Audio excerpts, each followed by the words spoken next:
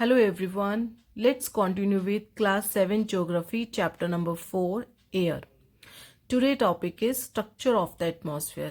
इस टॉपिक में हम देखेंगे कि atmosphere that means air, atmosphere का स्ट्रक्चर कैसा होता है, एटमॉस्फेयर में कितनी लेयर्स होती हैं और कौन कौन सी लेयर्स किस पर्पस के लिए होती है, एटमॉस्फेयर में कौन कौन सी एक्टिविटी किस लेयर्स पर होती हैं.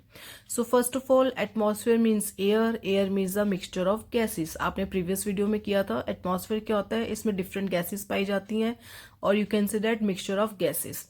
एटमॉस्फेयर जो है अर्थ प्लैनेट के लिए बहुत ज़्यादा इंपॉर्टेंट है. It protect earth from the harmful rays of sun. It provides air we breathe. So let's see the layers of earth. It has total 5 layers. 5 layers होती हैं स्टार्टिंग फ्रॉम अर्थ सरफेस. जैसे कि ये अर्थ का जो surface है, यहाँ से फर्स्ट लेयर स्टार्ट होएगी troposphere, second is stratosphere, third is mesosphere, fourth one is thermosphere and the fifth one is exosphere. So first is troposphere. Troposphere क्या होती है? It is the first most important layer of atmosphere. Atmosphere की सबसे पहली और बहुत ही important layer है. Why so? बिकॉज एक तो इसकी एवरेज हाइट होती है 13 किलोमीटर. अर्थ के सरफेस से लेके ऊपर अबव तक स्ट्रेटोस्फेयर तक इसकी जो हाइट है दैट इज 13 किलोमीटर. 13 किलोमीटर तक ये फैली होती है layer. Air we breathe exist air. Why this layer is so important? क्योंकि एज यू नो दैट कि ऑक्सीजन हर लिविंग ऑर्गेनिज्म के लिए इम्पॉर्टेंट है, क्रूशियल है. हम सांस कैसे लेते हैं हवा में? बिकॉज हवा में ऑक्सीजन नाम की गैस पाई जाती है जिससे हम सांस लेते हैं. तो वो एयर कहाँ मिलती है? ट्रॉपोस्फेयर पे.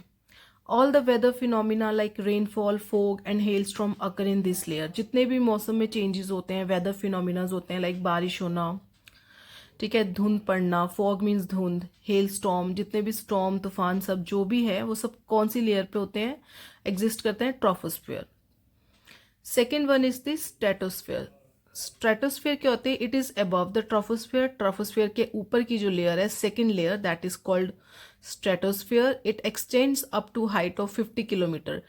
ट्रॉपोस्फेयर से लेके ट्रॉपोस्फेयर के अबव से स्ट्रेटोस्फेयर की हाइट कितनी होती है? 50 किलोमीटर. 50 किलोमीटर तक ये लेयर फैली होती है.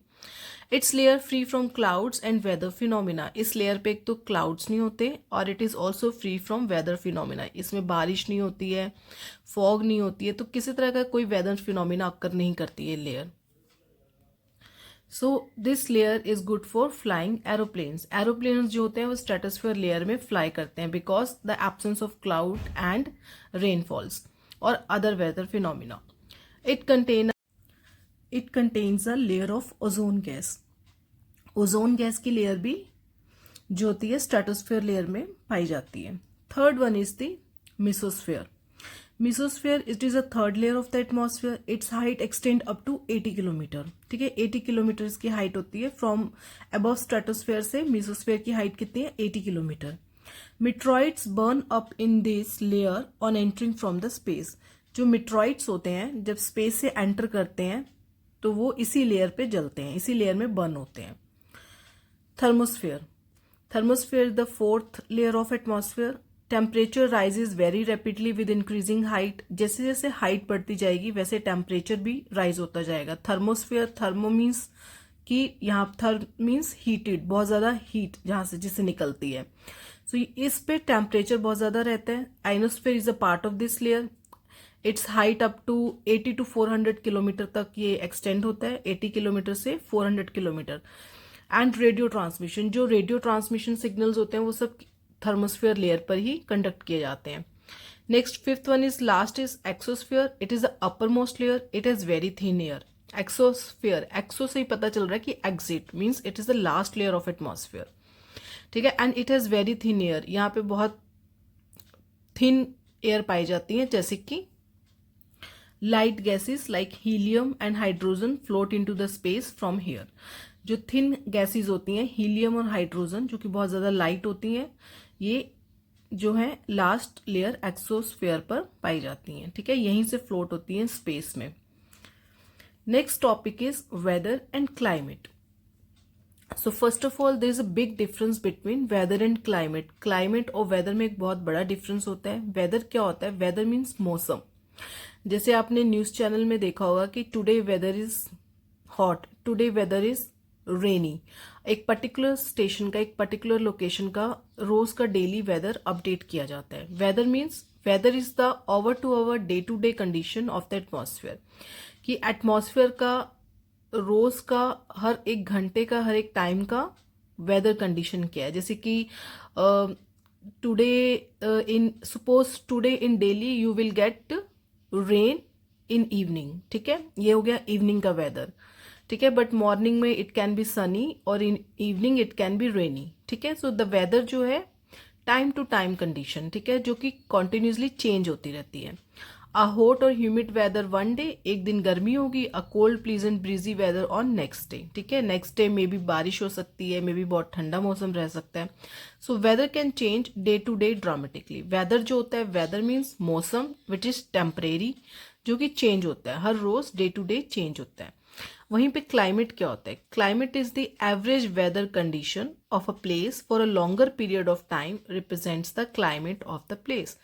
क्लाइमेट मीन्स कि एक एवरेज वेदर कंडीशन होती है किसी जगह की, जो बहुत ही लंबे समय से बनी होती है, ठीक है, एक लॉन्ग टाइम से। जैसे कि अब आप नॉर्थ साइड में रहते हो, नॉर्थ एरियाज जो होते हैं, इनमें कुछ एरियाज जो है बहुत गर्म पाए जाते हैं। जैसे दिल्ली, दिल्ली जो है समर में बहुत गर्म रहता है, तो during summer Delhi climate is hot. And on the other side, during summer, if you go to the hill station like Shimla, the climate of the Shimla is cold as compared to Delhi. So climate जो होती है, it is a long term weather condition, लंबे समय से जो condition बनी जा आ रही है और काफ़ी लंबे समय तक रहेगी, जो चेंज नहीं होती। Now if you go to the Goa, आप विंटर में भी गोवा जाओगे तो वहाँ का क्लाइमेट हॉट है। कोस्टल एरियाज के क्लाइमेट जो होते हैं वो मोस्टली हॉट रहते हैं during summer and winter, okay. But weather क्या होता है? It's a day to day condition. One day can be sunny, second day can be rainy day, third day can be you will feel cool breeze. So it can be changed, but climate cannot be changed. It sustain for a longer period. लंबे समय तक same climate रहता है। जब तक कोई natural phenomena अकर ना हो, तब तक क्लाइमेट जो है चेंज नहीं होता। Next term is temperature. The temperature you feel every day is the temperature of the atmosphere. Temperature क्या होता है कि आप जो भी टेम्परेचर डेली फील करते हो, like today you feel heat, ठीक है, तो आज गर्म है टेम्परेचर। अगर आप ठंड फील कर रहे हो तो आज बाहर टेम्परेचर कोल्ड है। So it is the degree of hotness and coldness of the air is known as temperature.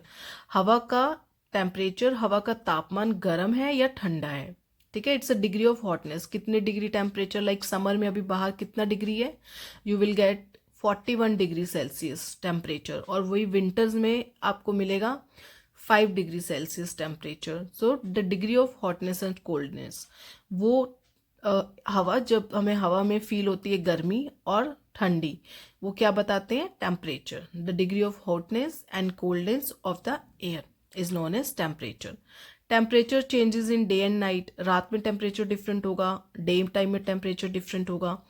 और इन सीजन ऑल्सो, इवन जो समर और विंटर सीजन्स होते हैं, ऑटम, समर, विंटर, इन सब में जो टेम्परेचर एयर का होगा वो डिफरेंट रहता है। Next important term used in this chapter is insolation.